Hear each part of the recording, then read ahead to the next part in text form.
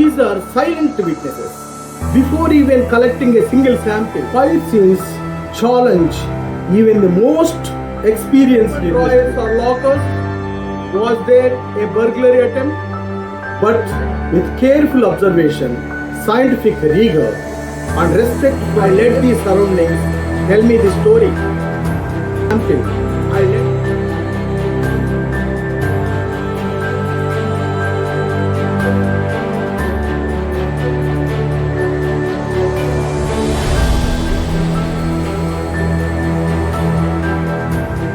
main observations in a fire or arson crime scene from a forensic expert's lens. Hi friends, I am Suresh Taruvu, former Joint Director of Andhra Pradesh Forensic Science Laboratory.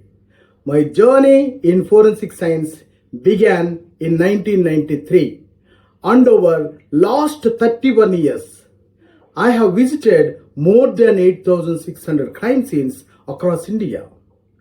Today, I want to take you through something that only comes with years of experience. The key observations a forensic expert must make at a fire or arson scene. What we observe in the first few minutes can shape the entire investigation.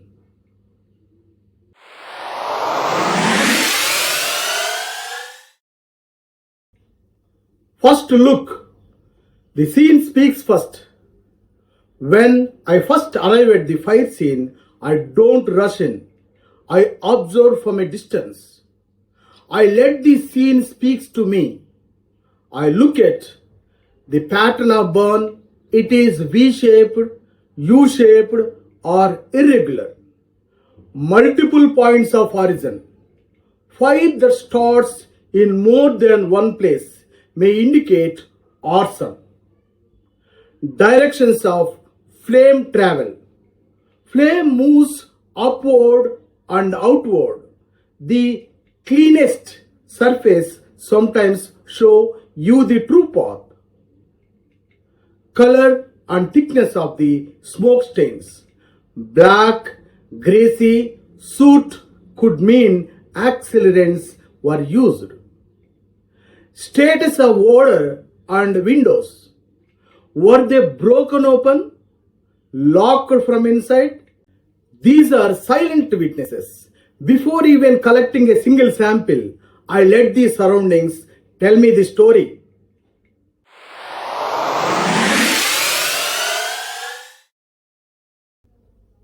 One may critical checks is the status of entry and exit points. Are doors forcibly opened? Are locks broken, cut, or melted?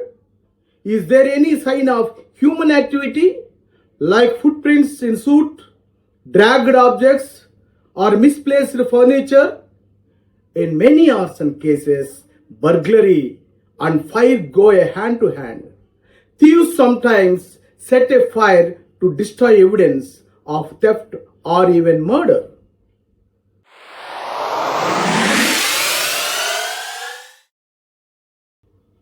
Burn pattern and point of origin. The fire fingerprint.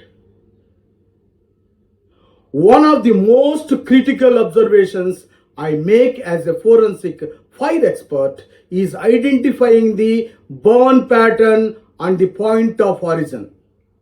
These are the fingerprints left behind by the fire. A fire always begins at a specific point and then travel upwards and outward, driven by heat and oxygen. That's why we often see the V pattern. When I see V-shaped burn on a wall or cabinet, it often tells me this is where it started. But the patterns must be interpreted in context. For example, if V pattern starts low near the floor and there is a heavy charming that penetrates the surface, it may indicate the use of a liquid accelerant like petrol or kerosene poured deliberately. A U-shaped or irregular pattern could result from flashover or multiple ignition points, another red flag for arson. I also look for inverted cones of deep burn holes on the floor. These are very telling and usually not present in accidental fires. I have handled many cases where the real story come out only after closely studying the pattern of flames. Remember, a fire's movement is not random. It tells a story. And your job as an investigator is to read it, not rewrite it.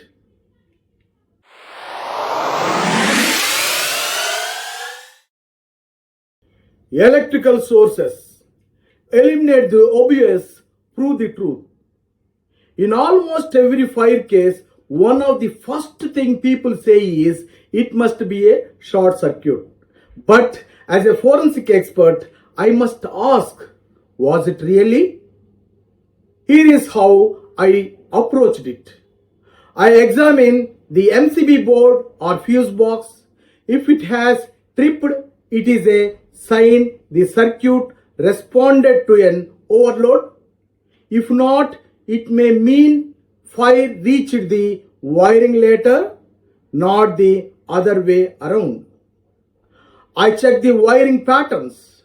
Melted wires can indicate exposure to external heat, not necessarily internal shorting.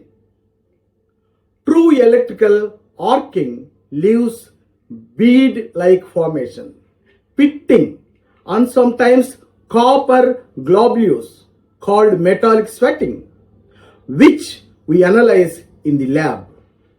I also look at fan regulators, power sockets, extension cords, and switchboards to see where the fire damage began.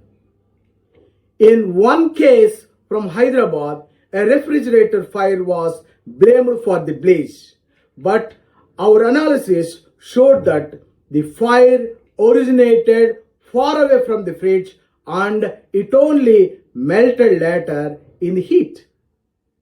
That changed the course of the investigation completely. So remember, never conclude short circuit without ruling out deliberate ignition. An expert type backed by scientific tools can differentiate burn due to fire and burnt due to fault.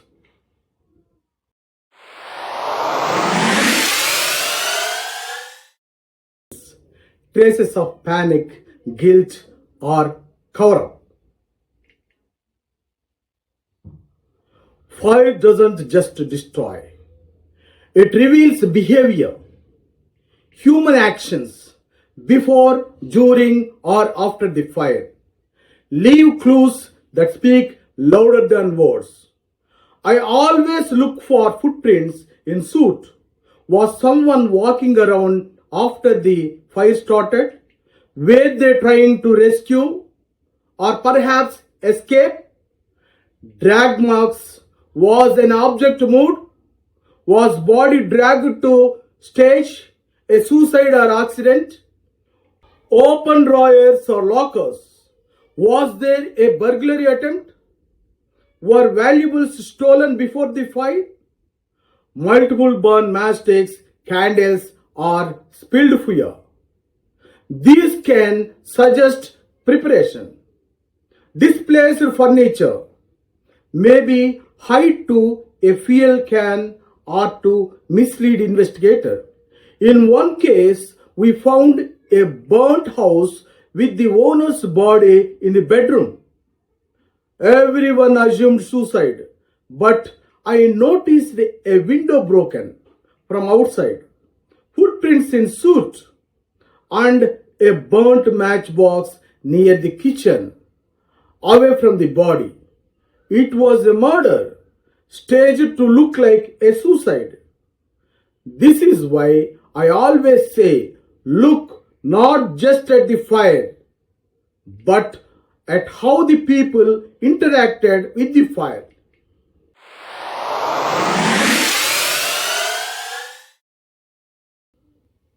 Smell, containers, and accelerants. The hidden clues. One of the most telling signs of arson is the presence of accelerants. Fuels like petrol, kerosene, or alcohol that help fire spread faster and cause more damage. When I arrived at the scene, rely on my sense of smell. Petrol or chemical odors can linger even after the fire. I look carefully for empty or partially burnt containers, cans, bottles, or plastic containers near the point of origin. Melted plastic residues or unusual discolorations on floors or walls. These often indicates accelerant use. I also collect soil or debris samples from suspected areas, which are sent to the lab for chemical analysis. I share with new investigators. If you suspect accelerants, avoid contaminating the sample. Wear gloves. Use clean glass or metal containers. Seal tightly and label everything precisely. Accelerants are often the strongest evidence of arson. If you miss collecting this, the whole case can collapse.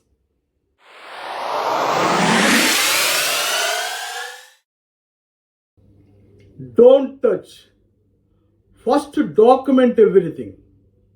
Photography is your weapon. Before you touch a single piece of evidence, remember the rule. Document first, handle later.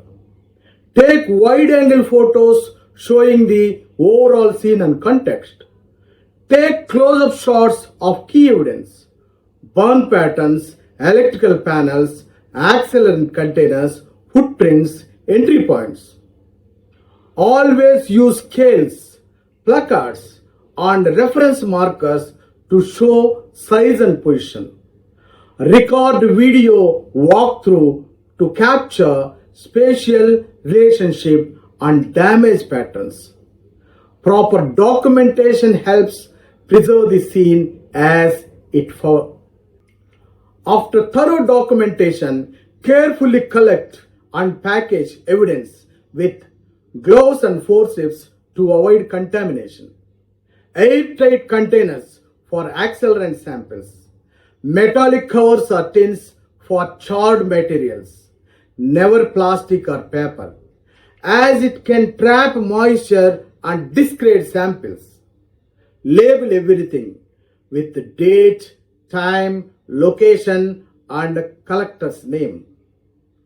Remember, your diligence here will make or break the case.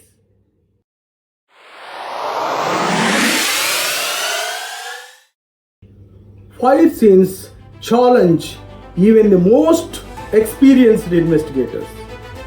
But with careful observation, scientific rigor, and respect for every tiny clue, we can uncover the truth hidden in the flames.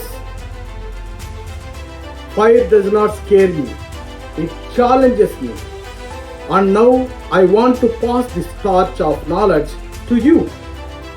To all trainees, students, and fellow professionals, embrace patience, sharpen your senses, and never underestimate the story that a fire scene can tell, because we are the guardians of truth, standing firm where the smoke clears.